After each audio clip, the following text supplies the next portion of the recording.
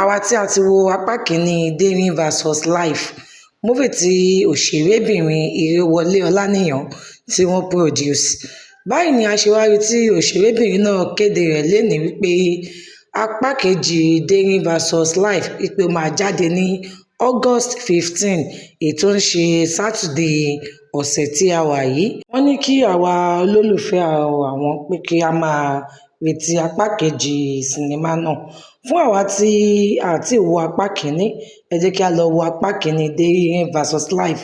ní orí Ìrèwọlé Ọláníyan TV ní orí YouTube kó tó di pé apá kejì máa jáde, nítorí pé sinimá tí ó kọ́ni lẹ́kọ̀ọ́ tí ó dẹ̀ kọ́ni lọ́gbọ́n òun ni sinimá náà jẹ́. Fún àwa tí a ti wá wo apá kìíní, ẹ jẹ́ kí n rán wa létí díẹ̀ nínú apá kìíní kó tó di pé apá kejì máa jáde. Dẹ́rìn vs Life jẹ́ ìtàn arábìnrin kan tó jẹ́ single mother tí ó dẹ̀ rò pé òun ò fẹ́ bímọ káàkiri, pé bàbá kan ni ó wo òun kí òun bí gbogbo ọmọ òun fún, tí ìyá náà sọ tí kò sì gbọ́. Bí ẹni tí ó bímọ àkọ́kọ́ fún bí ó ṣe ń ṣe tó, tí ó ń ṣe ìbáríbo tó ń dáyé ìbáríbo tí kò sì torí rẹ̀ fi sílẹ̀, tí ó ṣe ń wo ti ìfẹ́, tí ó ń wo ti pé òun ò fẹ́ bímọ káàkiri fún ọkùnrin ọ̀tọ̀ọ̀tọ̀. Bẹ́ẹ̀ ni ọ̀gá rẹ̀ níbi iṣẹ́ tí òun sì ń ṣe ojú mo fẹ́ fẹ́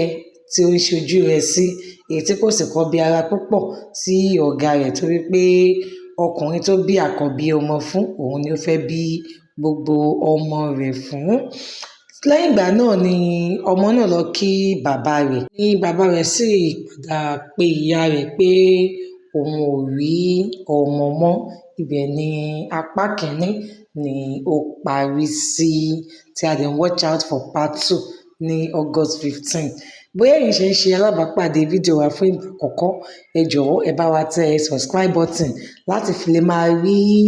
àwọn movie review wa, àti fún yín láti fi lè mọ